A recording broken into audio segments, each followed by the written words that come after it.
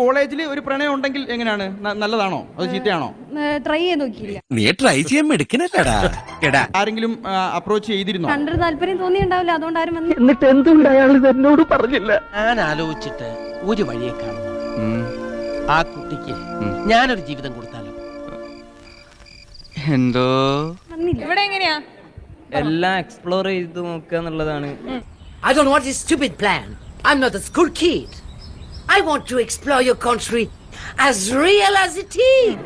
എങ്ങനെ എല്ലാം എന്ന് വെച്ചാല് love life, single life, living together എല്ലാം എക്സ്പ്ലോർ അതെ അതെ ചെയ്യാം. അങ്ങനെയാണോ? എല്ലാം എന്ന് വെച്ചാൽ ഒരു പരിധിയൊക്കെ വേണം. നമ്മളെ പരിധി എങ്ങനെ നിശ്ചയിക്കും?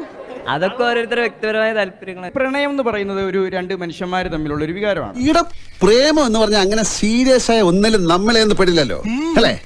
ഏതെങ്കിലും ഒരുത്തി തലയെ തൂങ്ങുമെന്ന ഘട്ടം വന്നു കഴിഞ്ഞാൽ അപ്പൊ ചാടിക്കളയും.